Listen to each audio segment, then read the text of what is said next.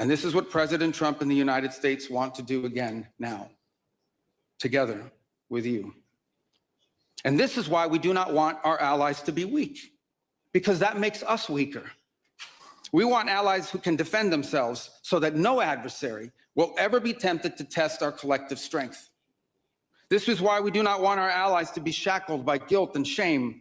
We want allies who are proud of their culture and of their heritage, who understand that we are heirs to the same great and noble civilization, and who together with us are willing and able to defend it.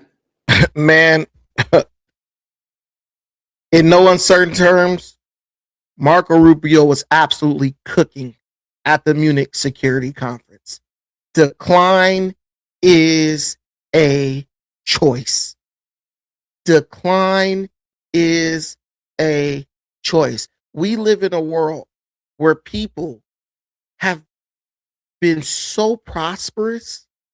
We live in a world where people have enjoyed such comfort that they have gotten to the point where it has driven them absolutely mad. See, what's crazy about the United States and what I believe separates the current situation where we're being attacked by socialist and communist interests is that when communism took over Eastern Europe, it took over at a time when nations were struggling, right? Germany had destroyed many of the economies of the countries they invaded. Trade was messed up. Industrialization was still a relatively new thing. And people were literally suffering. They were starving. You know, people were dying from diseases that nowadays you wouldn't even think about. And for many people, when they heard the things that communism claimed it would be able to accomplish, it made sense that those people bought into that idea. But in the United States, who is struggling? And a better question would be, why isn't the outcry for socialism or communism coming from the people who are actually struggling? Why is the outcry for socialism and communism coming from the most prosperous beneficiaries of the American system? You don't have poor single mothers saying, hey, we need to switch to a system of socialism. You don't have homeless people laying and sleeping on the street saying, hey, we need to switch to a system of socialism. Bro, you got Karen in them. Gated community, Rebecca and Brad and their children talking about, yeah, we need to switch to a communist system like the one they have down in Venezuela or like the ones they have in the Netherlands. Everything Marco Rubio said in that speech was true. Decline is a choice. And he made it very clear that we acknowledge those who seek to send America into a state of self-induced decline, and we outright reject everything they stand for. And another thing that Rubio made clear was that we're not going to sit by and maintain the alliances and partnerships of old with countries that have, instead of rejecting the self-induced decline, have embraced it and capitulated to the hordes who are wielding toxic empathy like a weapon that is pointed directly at their own country. Marco Rubio was absolutely cooking, so much so I want to hear more of what our wonderful, eloquent Secretary of State had to say. For we in America have no interest in being polite and orderly caretakers of the West's managed decline. We do not seek to separate, but to revitalize an old friendship and renew the greatest civilization in human history. What we want is a reinvigorated alliance that recognizes that what has ailed our societies is not just a set of bad policies, but a malaise of hopelessness and complacency. An alliance is what the alliance that we want is one that is not paralyzed into inaction by fear of climate change, fear of war, fear of technology. Instead, we want an alliance that boldly races into the future. Hey, another bar, straight bars, dropped by Rubio. Nobody wants alliances that are built on fear. No one wants a future that is dictated to us by fear. It disgusts me when I see people living in the greatest country to ever sit on the face of the earth, constantly talking about what we should be afraid of. Oh, climate change, the earth is going to be destroyed in 12 years. We won't be here anymore. Oh, you need to be afraid of Russia and Putin and the communists.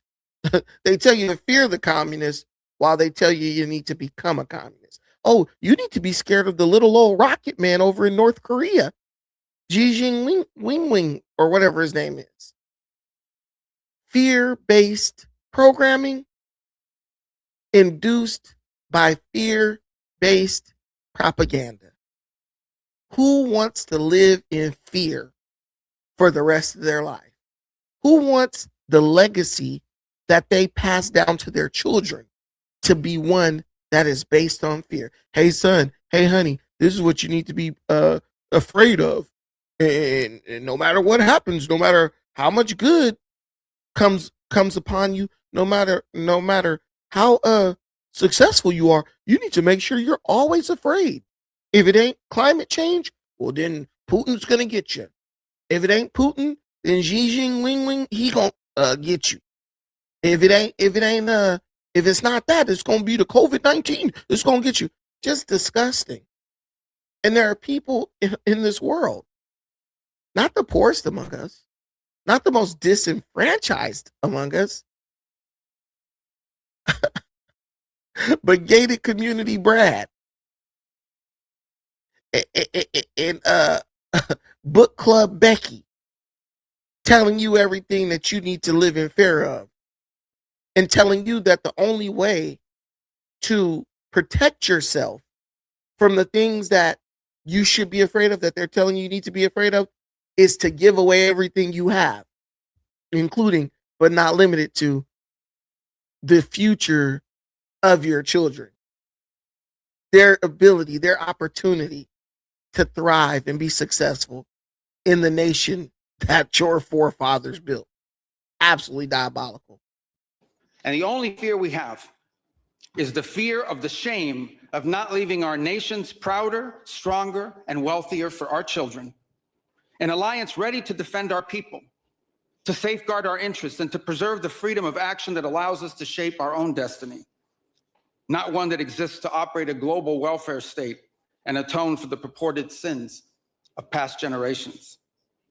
An alliance that does not allow its power to be outsourced, constrained, or subordinated to systems beyond its control. One that does not depend on others for the critical necessities of its national life. Listen, he said it all right there. The only thing that we should be afraid of is not leaving a beautiful opportunity to thrive and prosper for our children. The only thing we should fear is not being good stewards of this wonderful place we call America and passing it down to our offspring and our future generations.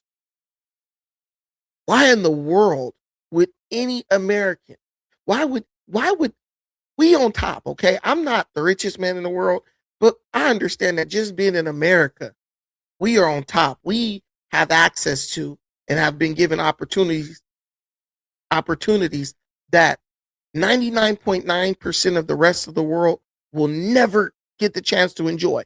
Why would I relinquish my position so that I can be on equal footing with people who will never experience what I've been blessed to enjoy. Well, who does that? Who does that? This is some straight white guilt, trust fund, kid, toxic empathy bullcrap. You know what I'm saying? I'm from around the way, bro.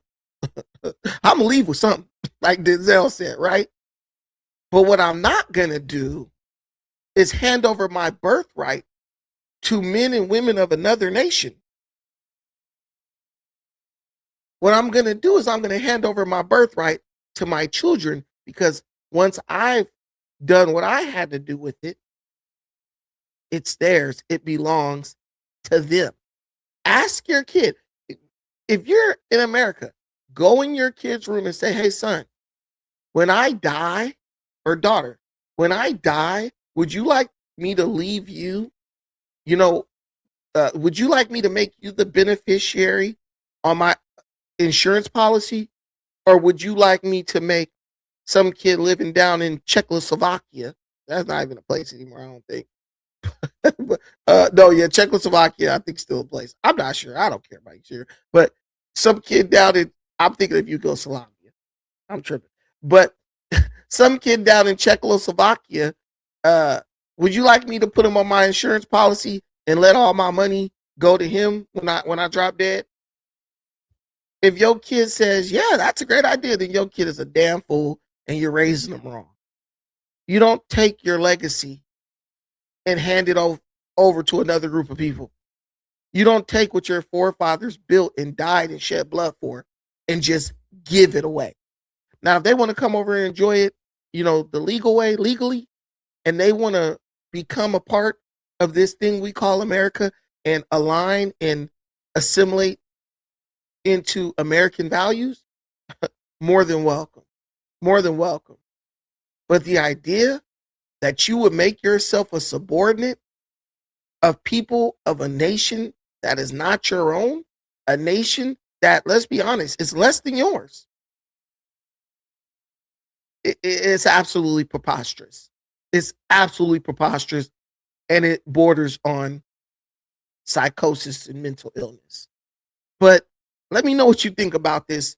Let me know if you watched the speech. If you haven't watched the speech, go watch it in its entirety. Rubio dropped some absolute jewels. He did the opposite of what AOC did. He went and showed the rest of the world that we have very qualified leaders here in America who truly understand and are able to communicate and articulate the message that the American people are trying to deliver or send to the rest of the world. Marco Rubio got on that stage and stood on business, and in no uncertain terms, let them know, if you don't want to be prosperous, if you want to give your nation over to the people with the squiggly letters or any other enemy that is trying to operate like a wolf in sheep's clothing, you go ahead and do that. But if you do it, you will no longer be attached to this beautiful thing that we call America. If your hand is causing you to stumble, cut it off. And that's what America is ready to do to the rest of the world, the rest of NATO, if they don't get to business ASAP. Thank you so much for watching this. I appreciate everything you do for me in this channel. Till the next time, peace.